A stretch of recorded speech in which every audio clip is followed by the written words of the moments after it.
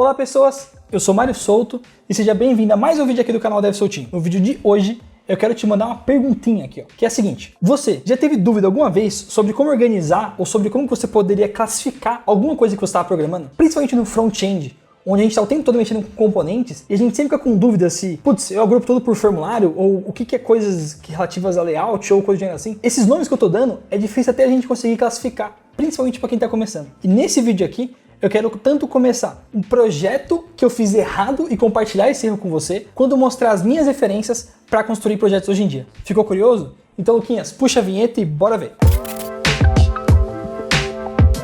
Pra gente começar aqui o vídeo, eu gostaria de dizer que quem me conhece sabe que eu sou super a favor daquela teoria de que é bacana você ter projetos paralelos e coisinhas pequenas que você usa para praticar, e que são esses projetos que vão te ajudar a ter grandes ideias e resolver grandes problemas nos projetos que você trabalha no dia a dia, tá? Cada um vai no seu tempo, na medida que conseguir, mas eu acho que realmente isso é super importante. Tanto que o canal é um reflexo de como que eu faço essas coisas, como que eu vou me melhorando. Uma coisa super legal, principalmente para quem é front-end, é ter o seu próprio site, o seu próprio laboratório, o seu próprio lugar para conseguir praticar as coisas ali. E hoje em dia eu trabalho fortemente com Next.js e Styled Components. Inclusive, eu ainda vou falar mais sobre eles nesse vídeo aqui, então segura a emoção aí. Só que o meu site hoje, ele é feito com uma tecnologia chamada Hexo, porque na época que eu fiz ele, eu não queria ter um laboratório para praticar e tudo mais. Eu queria só ter um blog, que no final das contas ele nem virou um blog, porque ele é mais um agregador de links, como por exemplo, posts que eu escrevi na Lura, posts que eu escrevi no Medium, podcasts que eu participei, vídeos que eu gravei, tá?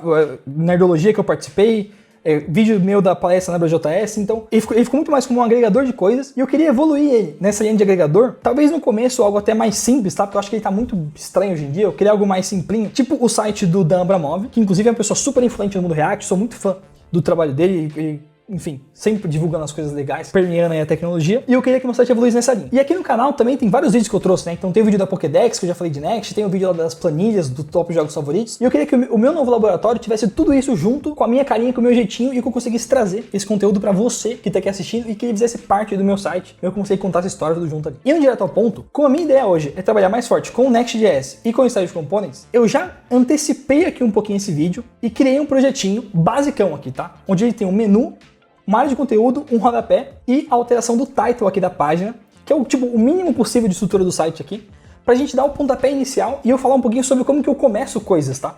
Porque até agora os projetos do canal aqui, eu sempre começo com uma coisa mais, é uma funcionalidade fechada, mas eu queria mostrar como começar algo que eu vou manter no longo prazo. Para começar isso daqui, eu já criei um projetinho, tanto com o Next quanto com o Styled Components, e para ajudar, eu usei essa receitinha aqui, que é esse exemplo, que tem lá na documentação do Next, inclusive, e ele já tem aqui, todo o setup para você usar os dois juntos. Então eu basicamente copiei esse comandinho aqui e mudei o final para colocar o nome do meu projeto, que é Dev Soutinho Site, beleza? Então aqui eu reparo que tem a estrutura base, tá? Tudo que eu criei foi, eu alterei o arquivo index.js. Se você não se sentir confortável com o Next, dá uma olhada nesses vídeos que vão estar aqui na bolinha, que eu já falei muito de Next aqui no canal e quero continuar fazendo ainda mais, quiçá ser o maior canal de Next.js do Brasil, quem sabe? Fica no ar aí. Eu tenho uma coisa bem básica aqui e eu tenho certeza que com isso aqui, até o final desse vídeo, eu vou te trazer pelo menos umas 5 dicas legais.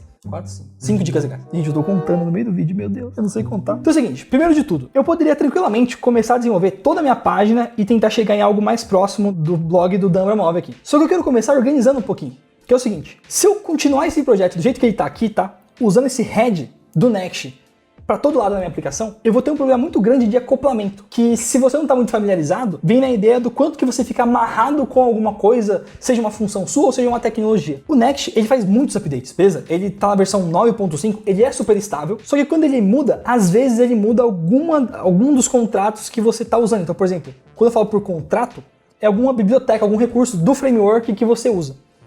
No caso, esse componente head aqui, ele está na home. Só que se eu tivesse 10 páginas, ele ia estar espalhado em 10 páginas. O que é o ideal? Quando você está trabalhando com algo que está nessa linha aqui, quanto menos pontos de falha você tiver espalhado no seu sistema, melhor. Então, ao invés de ter esse componente do jeito que ele está aqui, desse mesmo jeitinho aqui, eu vou dar uma estalada de dedo e vou mostrar o componente que eu fiz, de como que eu usaria esse head aqui em todas as páginas, que você vai ver que eu ainda vou estar usando o head em todas as páginas, só que eu só vou ter um ponto de falha. Dá uma olhada. Repara que surgiu uma pasta source aqui no projeto e dentro dela uma pasta infra, que eu já vou explicar de onde que eu tirei, onde dentro dela tem uma pasta componentes e uma pasta head aqui, tá? Se a gente for abrir esse arquivo, ele é basicamente um componente que é a mesma coisa que o Next.Head fazia, que eu estava fazendo direto lá na página. Se você for olhar esse código aqui, ó, ele está até parecido com o que estava comentado aqui. Só qual a diferença? Esse componente aqui, eu posso espalhar ele em vários lugares, que se amanhã o Next mudar esse contrato que ele tem aqui, ó, do Next.Head, que eu até importei com nome diferente aqui, eu só vou ter que alterar nesse ponto aqui, beleza? Pode ser que surja alguma alteração mais maluca, que eu precise mexer em mais pontos. Mas do jeito que eu fiz aqui, eu vou espalhar o meu componente com as minhas regras do jeito que eu especifiquei que eu vou usar em todos os lugares. Isso vai me dar uma segurança muito maior conforme o projeto for crescendo, tá? E aí você deve estar pensando, tá, e de onde você tirou essa ideia aqui, esse conceito todo? Bom, gente, isso aqui eu não inventei, tá? Isso aqui eu peguei a ideia quando eu estava lendo esse livro aqui, ó, o Domain Driven Design. Ele é um livro complicado de ler, então se você conhecer alguém que tem e puder pedir emprestado ao invés de comprar, acho que é uma boa dica no começo, assim. Mas ele traz muita ideia de como que você pode classificar as coisas que você tem na sua aplicação. E isso vai puxar o gancho, porque eu vou te explicar daqui a pouco sobre como classificar partes da interface, então segura aí. Mas o ponto é, o que a gente fez aqui, tá, de isolar numa pasta de infraestrutura essas coisas externas, é o ideal que você faça para quase qualquer lib externa que você for usar. Seja, por exemplo, um Lodash da vida, que você vai usar só algum recurso ou outro, até abrindo aqui a biblioteca. É super comum que a gente use, por exemplo, só uma funçãozinha ou outra de libs como essa, tá? Que elas são libs de utilitários. Normalmente a gente cria pasta úteis no projeto. No livro, ele dá essa ideia de você ter coisas de infraestrutura, onde você colocaria, por exemplo, o que fornece a conexão com o banco de dados, no caso do back-end e tudo mais. Só que no meu caso, por estar trabalhando com o framework do Next, faz sentido estar usando o Next.Head nesse lado aqui da aplicação, tá? E essa parte aqui, ó, tá isoladinha, bonitinha. Então eu posso até apagar esse código inicial que eu tinha, deixar esse aqui, e a gente vê que tá tudo certinho. Então, bom, essa foi a primeira dica que eu queria trazer, beleza? Sobre você tentar ficar menos acoplado no framework. E para cada vídeo que eu fizer evoluindo esse meu projeto do site pessoal aqui, eu vou sempre estar pesando em cima dessas dicas. Algumas coisas eu vou tentar trazer mais pronto, mas outras eu chuto que vale muito a pena ir mostrando com vocês. Então assim, ó, eu não sou muito fã de boilerplates, mas do jeito que a gente está estruturando essa aqui, ó, eu tranquilamente viria aqui e criaria mais duas pastinhas de certeza. São essas aqui, ó. Uma pastinha para colocar componentes e uma pastinha para colocar patterns, que são um outro tipo de componente, pelo menos na minha visão aqui e nas coisas que eu estudei. E você fala, tá, mas de onde você tirou isso?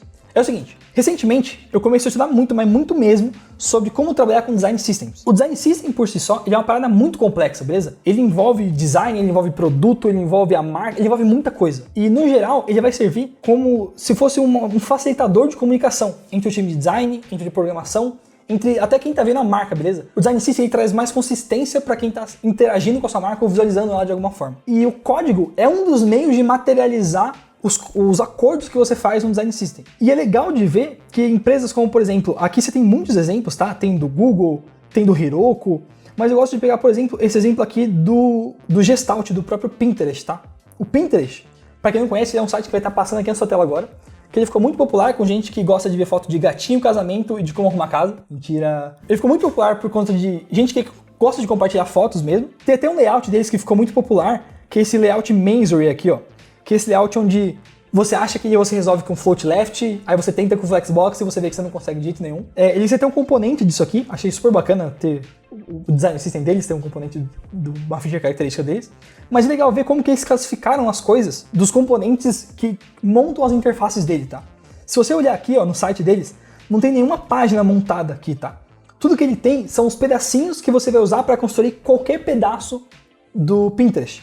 Então ele tem aqui os layouts, eles têm os cards, e repara que esse card aqui, ó, ele é a fusão de outros componentes menores, como por exemplo, um componente de avatar ou um componente de badge, que eles não têm bem um exemplo aqui, mas você conseguiu pegar a ideia. E até não só se resumir a isso, tá? Mas se a gente pegar, por exemplo, o Material UI, que é a aplicação em componentes do Material Design do Google, a gente consegue ver que eles também tiveram esse cuidado de separar o que são componentes de layout, o que são componentes de input, de navegação.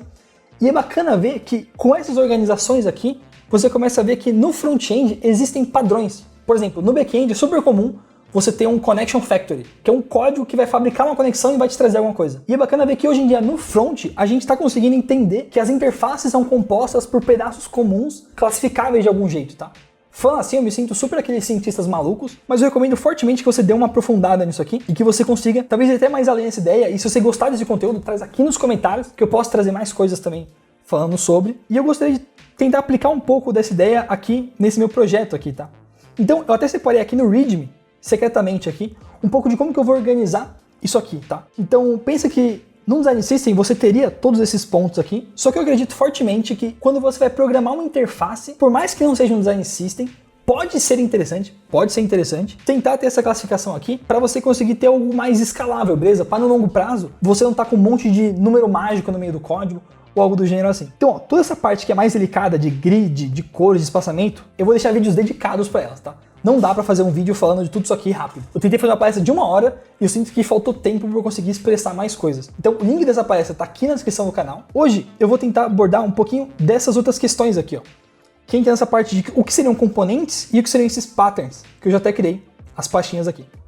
Então, ó, se a gente for olhar aqui no Gestalt, se eu fosse criar o componente que a gente viu agora há pouco, que tinha lá o avatar, como por exemplo o card, para mim eu não chamaria ele de componente, eu chamaria ele de pattern, porque ele agrupa o botão, ele agrupa o textinho e ele agrupa o avatar. Ele é uma coisa que é a junção de várias coisas, tá? E na minha análise de vida, sempre que os componentes vão ficando mais complexos, eu gosto de tentar classificar eles como patterns e não como componentes. Eu deixo como componente coisas mais simples, como por exemplo, o componente de tipografia, que eu vou até abrir esse link aqui enquanto eu falo, vai ser algo que vai representar muito mais como se fosse um pedacinho pequeno da sua interface ali, algo mais core, algo muito mais reusável, como por exemplo as diferentes variantes que você tem para conseguir trabalhar com algum texto. E eu até gosto bem desse caso aqui, ó, porque no Material UI eles têm muito claro que tipo, ó, o componente tá com a variante H1, só que ele vai estar sendo mostrado como, por exemplo, um H2 ou algo do gênero assim. Então eu quero conseguir trazer nos vídeos algo mais nessa linha aqui, mas por hora vamos só tentar fechar organizando esse projetinho aqui, que não vai mudar muita coisa, mas a nível de código tentar classificar essas coisas que estão aqui na home. Então, ó, logo de cara, eu viria aqui e chamaria esse cara aqui, ó, em volta de um typography. Que por padrão, ele pode ser uma tag P, por exemplo. Eu não faço questão de deixar ele especificado agora aqui. Do mesmo jeito que eu faço questão de criar um header aqui e de não ter mais esse conteúdo vindo desse jeito aqui. E eu faço questão também de ter um footer, e do footer já está organizadinho aqui. E agora eu vou basicamente meio que repetir o processo de criação de componentes que eu já fiz antes, mas só com essa ideia aqui, ó, de header, de tipografia e de footer. Você consegue ver que eu conseguiria vir aqui tranquilamente e criar esse typography aqui, chamar aqui o index.js e criar o código dele aqui dentro. Só que aqui, ó, dentro dessa pasta components eu posso me inspirar em alguma dessas outras tecnologias mais populares aqui. Então, por exemplo, o typography ele entra nessa categoria de data display. Então, ele não é só um componente. Eu não quero só ter uma pasta de componentes, tudo jogada, tudo solta. Aqui eles classificam como data display. No Gestalt, eles classificam como foundation. E nesse ponto aqui, eu concordo muito mais com o Gestalt. Por quê? Se você vai olhar a base da construção de um design system, eles têm como definição aqui que toda essa parte aqui, ó, vai ser muito mais acordos, onde eu vou fazer um vídeo falando sobre isso, então segura a emoção aí. São muito mais acordos que a gente tem. Então, qual que é o font size, qual que é o espaçamento entre letras, quais são todas as coisas. Tudo isso você poderia abstrair num objetinho que você reusa no seu componente do typography. Então, eu gostaria muito de vir aqui e criar minha pastinha Foundation, me inspirando lá no Gestalt e botar esse typography aqui dentro. E aí eu vou instalar o dedo e vou criar o componente rapidinho aqui. Então, eu já criei aqui o componente de tipografia, onde eu não adicionei todo o comportamento para ele poder variar qual é o tipo de tipografia que a gente tem e tudo mais, mas eu já fiz o import dele aqui na minha home. E se a gente for olhar aqui, ó, eu já até alterei também o componente header e footer, para eles não quebrarem, a gente conseguir pelo menos visualizar as coisas. Mas se a gente for olhar aqui, ó, só essa página, tá muito mais claro que a gente está trabalhando com coisas super reusáveis, como por exemplo o header e o footer, são super genéricas, são agregados de componentes, onde eu posso, para fazer esse textinho aqui aparecer aqui dentro, eu posso chamar esse componente de tipografia e adicionar o comportamento para ele poder ter suporte H1, H2, H3. Eu quero trazer um vídeo só fazendo ali também, então trazer vídeos menores mostrando cada um dos pedacinhos da construção disso aqui, junto com você. Fechou? Espero que o conteúdo desse vídeo tenha te ajudado. Eu sei que ficou meio ciência de foguete aqui, mas o link vai estar aqui na descrição para você conseguir se inspirar com todas as referências, tudo que eu fui citando. E se você gostou desse vídeo, me ajuda a chegar em mais gente, ajuda o canal a crescer, para eu conseguir trazer mais vídeos para você compartilha ele se você quiser, se você puder, com seu amigo ou amiga que é programador, que quer trabalhar mais com React, e dá like aqui embaixo, manda comentário, que eu fico muito feliz de ver os comentários, e clica na bolinha que vai estar aqui em cima, aqui, ó, porque dos 5 vídeos que estão lá, eu tenho certeza que pelo menos 2 você vai gostar. Então, muito obrigado, valeu e tchau, tchau.